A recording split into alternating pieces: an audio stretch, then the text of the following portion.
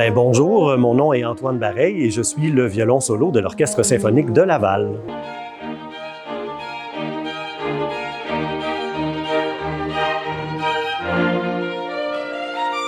Moi, je suis un trifluvien à l'origine. Alors, je suis un gars de Trois-Rivières. J'ai à peu près habité toute ma vie à Trois-Rivières, d'ailleurs. 2 années à Salzbourg, en Autriche, pour perfectionner un peu mon art.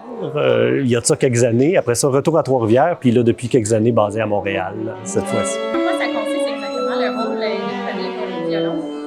Ah, mon Dieu, là, le rôle de premier violon dans un orchestre, il n'est pas que protocolaire, bien que ce soit quand même une bonne partie du boulot de concertmaster, comme on dit aussi en allemand.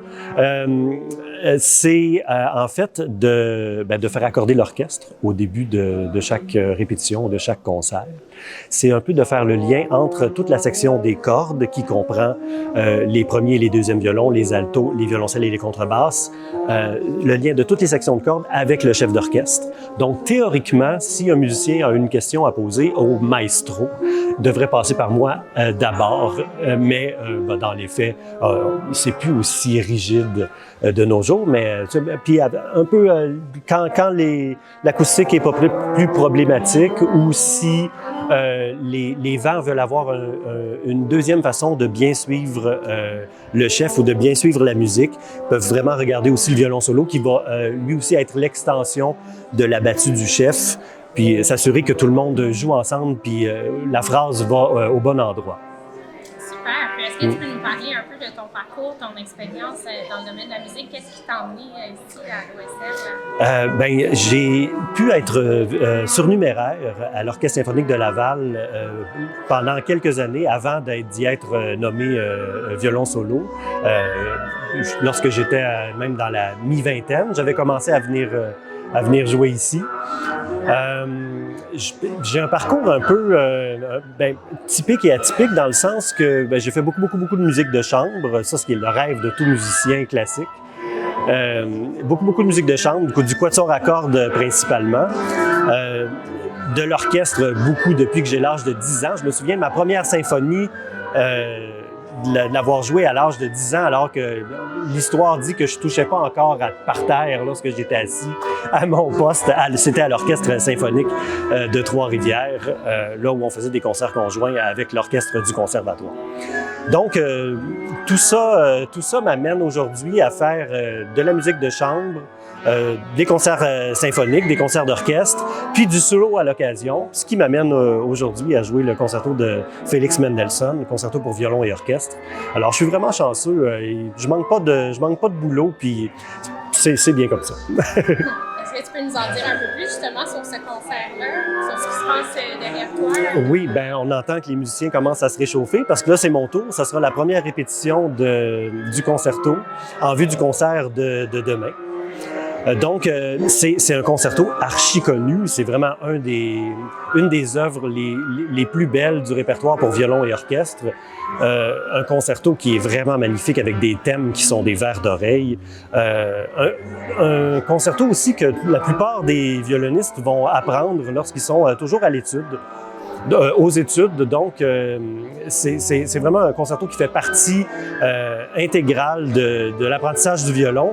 Puis je dis ça, c'est très étrange parce que moi, c'était pas mon cas. Donc, quand j'ai eu la proposition de l'Orchestre symphonique de Laval de jouer ce concerto-là, je me suis dit, enfin, mon heure est arrivée parce que c'était pas un concerto que j'avais eu la chance de jouer lorsque j'étais aux études ou dans ma vie de jeune professionnel. Donc, c'est maintenant, à l'âge vénérable de 44 ans, que je pourrais finalement jouer ces lignes légendaires et ces thèmes magnifiques. C'est la première fois, oui. Alors, je suis parti de la base. J'ai commandé la partition, puis je l'ai étudiée beaucoup. Puis, puisque c'est une œuvre qui a été jouée et rejouée au fil des années, évidemment, je me suis demandé qu'est-ce que pourrait être la petite chose différente ou comment je pourrais me démarquer, si on veut, des dizaines, des centaines d'excellents solistes partout dans le monde qui jouent ce concerto-là à tous les ans. Et puis, ça, c'est le petit côté qui rend fébrile parce qu'on se dit, oui, qu'est-ce que je vais faire pour rendre l'expérience agréable pour tout le monde et pour moi aussi. Et puis, je pense que je suis arrivé à quelque chose de vraiment bien, qui est très, très près de la partition, très, très près de l'intention de Félix Mendelssohn. Alors, je suis ravi de faire ça aussi avec mon orchestre, avec l'Orchestre symphonique de Laval et un chef vraiment fantastique et un bel être humain en Adam Johnson. Alors, je suis choyé. En quoi ça consiste exactement la préparation de concert? Ça commence quand? Ça prend beaucoup de temps? Oh, c'est tellement exigeant! C'est fou! C'est vraiment fou! Puis là, moi, j'ai un automne vraiment particulier parce que j'avais une tournée avec mon quatuor en Suisse l'été dernier, où est-ce qu'on faisait aussi un petit concert d'orchestre à cordes suite à 2 autres concerts de quatuor. Donc, il fallait préparer ça aussi. J'arrive de jouer le concerto de Beethoven avec l'Orchestre symphonique de Trois-Rivières. Ça, c'était il y a 1 mois. Je suis membre du quatuor Molinari, qui se dédie à la musique contemporaine, la musique du 20e et 21e siècle. Donc, il y avait des concerts là-dedans aussi. Je suis papa. Donc, tout ça mélangé, ça fait un cocktail vraiment exigeant. je dois vraiment en convenir. Oui, ça demande quand même une bonne discipline, une belle organisation. J'ai hâte à mercredi pour 2 raisons. Parce que ça va être le point culminant de toute cette préparation-là. Et puis, je me sens bien. Puis j'ai joué le concerto à Adam hier en prévision de la répétition de tantôt. Puis ça a bien été. Alors, je suis vraiment content. Mais je vous cacherai pas que c'est comme une discipline olympique. On pense à ces athlètes qui participent aux Jeux puis qui s'entraînent une bonne partie de leur vie pour arriver à ce moment-là. Être soliste devant un orchestre puis jouer des concertos comme celui-là, ça demande vraiment beaucoup de discipline. Puis je le sais d'autant plus parce que c'est les souliers que je m'apprête à chausser.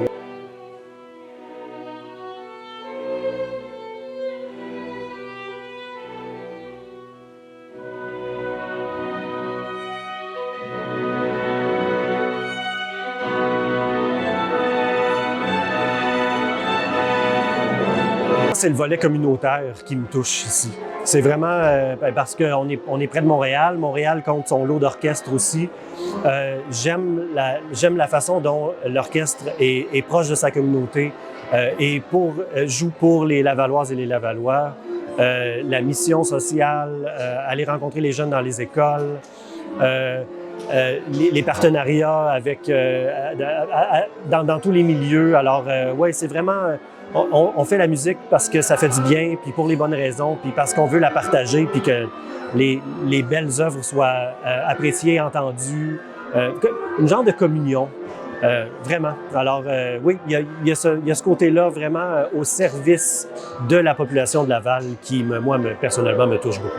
Et si vous n'avez jamais entendu un orchestre symphonique, vraiment, l'Orchestre symphonique de Laval, c'est un bon orchestre. La salle est chaleureuse, la salle est à dimension humaine, l'orchestre est là. Les œuvres sont toujours intéressantes. Là, le prochain concert, suite à celui qui nous intéresse présentement, ce sera un concert de Noël. Oui, avec des airs que tout le monde aime. D'ailleurs, je vous fais une confidence, moi j'aime beaucoup la période du temps des fêtes, j'aime beaucoup Noël et j'ai pas peur de le dire.